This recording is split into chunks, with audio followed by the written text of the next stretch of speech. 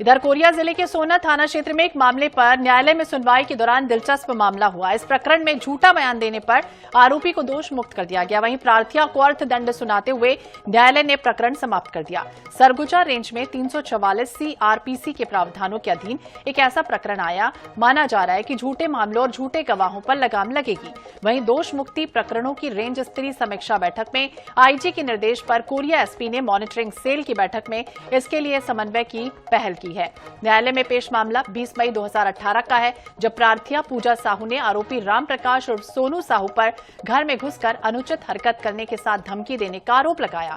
इस पर 9 जून 2018 को थाने में शिकायत हुई। इसके आधार पर गिरफ्तार कर आरोपी को न्यायिक रिमांड पर भेजा गया। प्रकरण की सुनवाई न्यायिक मजिस्ट्रेट प्रथम श्रेणी असलम खान की अदालत में हुई और कोर्ट में ये प्रार्थिया पूजा साहू ने अपने बयान से मुकरते हुए झूठा बयान देना स्वीकार कर लिया। तब माननीय न्यायालय ने मामले को गंभीरता से लिया। प्रार्थिया को झूठा बयान देने का दोषी ठहराया और 500 रुपए का अर्थदंड की सजा सुनाई गई। प्रकरण समाप्त हो गया।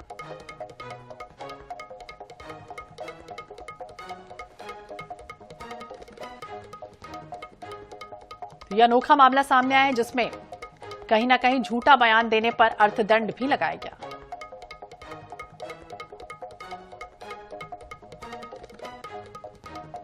हालांकि प्रकरण समाप्त कर दिया गया है। न्यायालय ने आरोपी को दोष मुक्त कर दिया गया है। जिस तरह से 2018 का ये मामला था और प्रार्थिया ने यह आरोप लगाया था कि अनुचित काम जो है वो किया गया था। इसके तहत यह आरोप जब न्यायालय तक पहुंचा, इसके बाद प्रार्थिया मुकर गई और उसने कहा यह झूठा बयान था। इसके बाद न्यायालय ने बड़ी गंभीरता से इस विषय को लिया और आरोपी को तो हालांकि दोष मुक्त कर दिया गया। सूरज सिंह परिहार जी हमारे साथ जुड़ गए हैं, एसपी हैं कोरिया से। बहुत बहुत स्वागत है सूरज जी आपका NH 24/7 पर। और जिस तरह से मामला बड़ा अनोखा सामने आया, हालांकि कई बार हमने देखा है कि झूठे जो वादे हैं या फिर कई बार झूठे आरोप भी लगा दिए जाते हैं किसी पर, लेकिन झूठे बयान पर प्रार्थिया को सजा यानी कि अर्थदंड, क्या कहेंगे? नमस्कार, थैंक यू।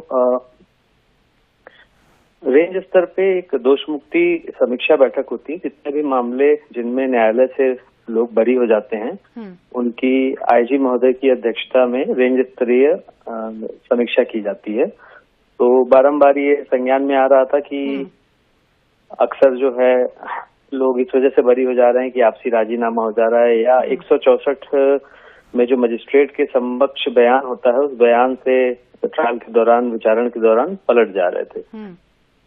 तो इस बात को इस पर निर्देशित किया गया था आईजी महोदय द्वारा और उसी के तारतम्य में मॉनिटरिंग सेल की एक बैठक होती है सभी जिलों में, डीजे महोदय की अध्यक्षता में होती है। उसमें कलेक्टर, एसपी और अन्य अधिकारी रहते हैं। उसमें प्रोसिक्यूशन और न्यायपालिका से भी अनुरोध किया गया था कि इस तरह का कोई प्रकरण संज्ञान में आता है तो पहले से ही प्रावधान दिया हुआ है 344 सीआरपीसी में कानूनी प्रावधान, उसका उपयोग करते हुए कार्रवाई की जाए। उसी के तारतम्य में कार्रवाई हुई है। जी सूरज जी, क्या मैसेज अब जाएगा लोगों में? कहीं ना कहीं जो झूठा बयान कई बार दे देते थे और अब प्रार्थिया को जिससे सजा मिली, हालांकि जो जिस पर आरोप लगा था उससे तो दोष मुक्त कर दिया गया। जी, तो अमूमन ये देखा जाता है कि आरोपी तो दोष मुक्त हो जाते हैं, तथाकथित आरोपी, किंतु प्रार्थिया या इस तरह का झूठा बयान, प्रार्थी या प्रार्थिया या कोई झूठा बयान जो देता है उसमें कार्रवाई नहीं की जा रही थी। अभी उल्लेखनीय ये हो जाएगा कि